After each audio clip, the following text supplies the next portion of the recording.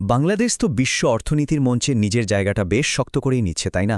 কিন্তু এই সাফল্যের পেছনে পর্দার আড়ালে কিছু মানুষ নীরবে এর আসল ভিত্তিটা গড়ে তুলছেন।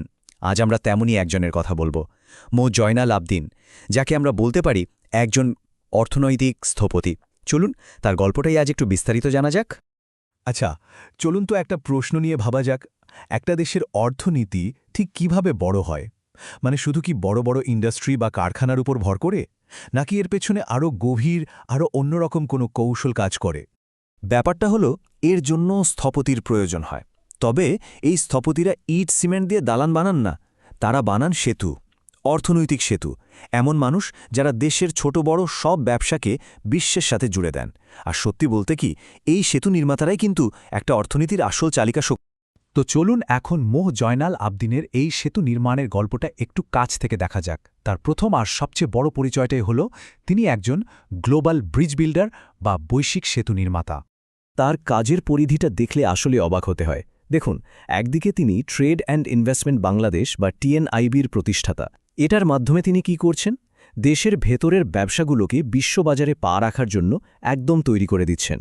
আবার অন্যদিকে দেখুন, তিনি Brazil Bangladesh chamber of commerce and industry মানে BBCCI এর সেক্রেটারি জেনারেল। এখানে তিনি দুটো দেশের মধ্যে বিশাল এক অর্থনৈতিক সেতু তৈরি করছেন। ভাবুন একবার, একই মানুষ একসাথে তৃণমূল আর আন্তর্জাতিক দুই পর্যায়ে কাজ করে যাচ্ছেন। কিন্তু প্রশ্ন হল, এই যে আন্তর্জাতিক পর্যায়ে কাজ করা, তিনি এখানে পৌঁছালেন কিভাবে?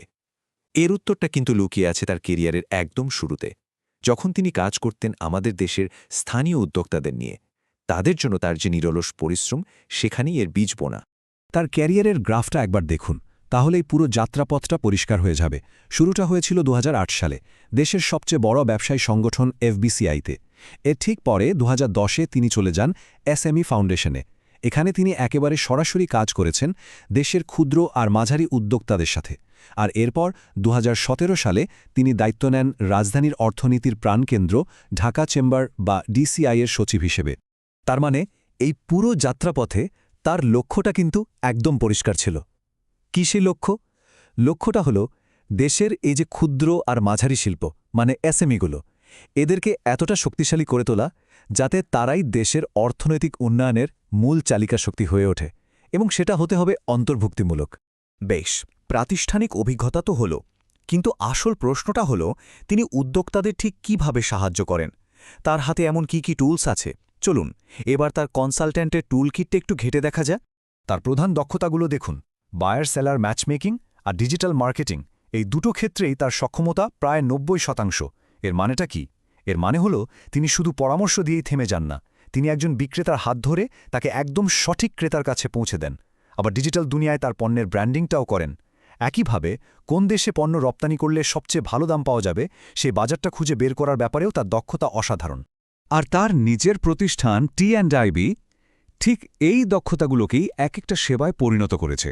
একেবারে নতুন উদ্যোক্তাদের জন্য মেন্টরশিপ দেওয়া থেকে শুরু করে কোন দেশে রপ্তানি করলে লাভ হবে সেটা নিয়ে গবেষণা করা, সঠিক ক্রেতা খুঁজে দেওয়া, ডিজিটাল মার্কেটিং আর SEO করা, এমনকি আকর্ষণীয় বিজনেস প্রপোজাল তৈরি করে দেওয়া, সব কিছুই আছে তাদের সার্ভিসের তালিকায়।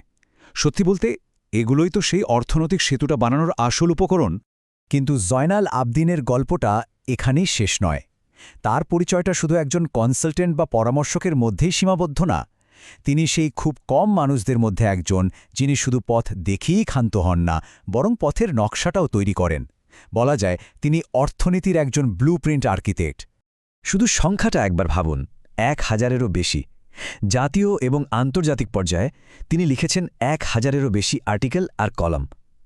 The daily star, the financial এক্সপ্রেসের মতো দেশের প্রধান সব সংবাদপত্রে তার লেখাগুলো নিয়মিতভাবে আমাদের দেশের পলিসি মেকারদের চিন্তার খোরাক যোগায়। আর শুধু গণমাধ্যম নয়, একাডেমিক জগতেও তার প্রভাবটা দেখুন। তার রিসার্চ পেপারগুলো 450 বারেরও বেশি সাইট করা হয়েছে। এর মানে কি জানেন? এর মানে হলো, অন্য গবেষকরা তাদের নিজেদের কাজে তার গবেষণাকে রেফারেন্স হিসেবে ব্যবহার করেছেন। তার কাজ অন্যদের জন্য গবেষণার নতুন নতুন দরজা খুলে দিচ্ছে। আর এখানেই শেষ নয়, তিনি 5টিও বেশি বই লিখেছেন।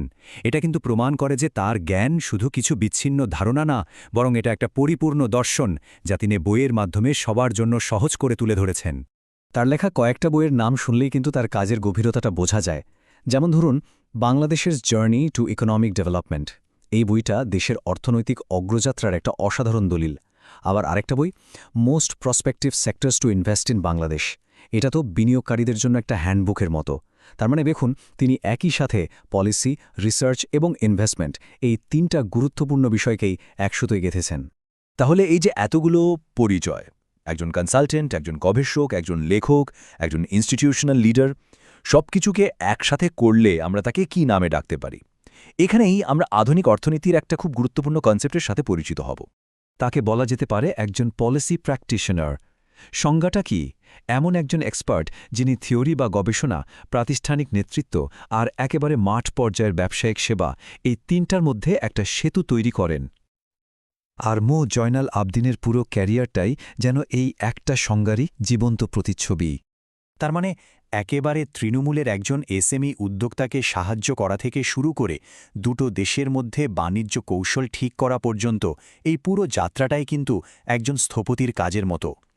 এমন একজন স্থপতি যিনি একটা অর্থনীতিকে ভেতর থেকে একেবারে ভিত্তি থেকে গড়ে তোলেন এবং তাকে বিশ্বমঞ্চে দাঁড়ানোর জন্য প্রস্তুত করেন। তো শেষ করার আগে একটা প্রশ্ন রেখে যেতে চাই। আজকের এই জটিল পৃথিবীতে, যেখানে থিওরি আর প্র্যাকটিসের মধ্যে একটা বিশাল ফারাক দেখা যায়, সেখানে এই দুটোর সমন্বয় করাটাই কি নেতৃত্ব দেওয়ার নতুন মডেল হতে পারে?